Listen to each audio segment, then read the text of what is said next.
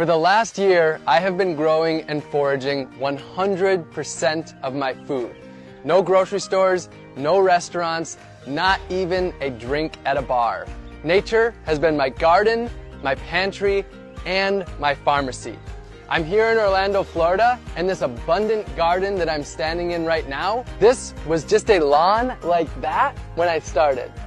I don't own any land, so to grow my food, I met people in my neighborhood and I turned their front yards into gardens and shared the bounty of food with them. And while I was here, I built a 100 square foot tiny house along with my friends to serve as my simple homestead and my base.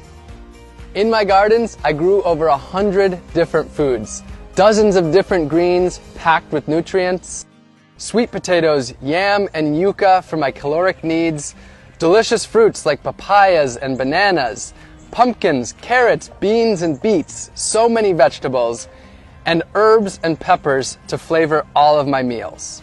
And I also raised bees so that I could have my own candy shop right in my yard. In addition to the huge bounty from my garden, I foraged over 200 different species from nature. I harvested my salt from the ocean simply by collecting it and boiling it down. I got my caffeine from the native Yaupon holly tree. Not only was I my own grocery store, I was also my own pharmacist. I grew fresh turmeric and ginger right in my gardens. I harvested wild elderberries to make elderberry syrup to prevent cold and flu. I harvested reishi mushrooms and different medicinal teas, and also grew moringa, also known as the vitamin tree.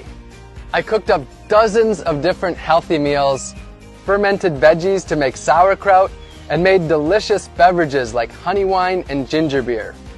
I whipped up delicious desserts and ate the healthiest of my entire life. And I even grew my own toilet paper. This project wasn't just about growing and foraging all of my own food though. It was about empowering others to grow their own food, to take back power from Big Ag, and ultimately to take back their health and grow their communities. So during this time, I started a few community initiatives.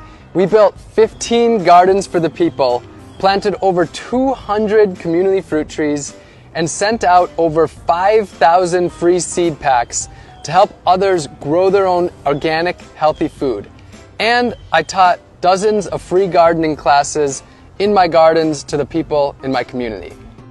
I've been exploring food for close to a decade, and I believe that our globalized, industrialized food system is broken.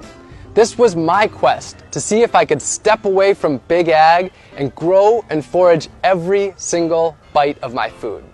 I'll be honest though, I do have an agenda. I want you to question your food. Where did it come from? How was it grown? How did it get to you? And what was the impact that it had on the earth, other species, and the humans that grow that food? And if you don't like the answers that you find, I want to empower you to change them. The good news though is that you don't have to grow and forage all of your food. The solutions are there in your community. You can grow a little bit of your own food, maybe an herb garden on your windowsill, or some pots of tomatoes and basil on your balcony, or a raised bed in your front yard. And if you don't have any space at all, you can join a community garden. You can source your food locally.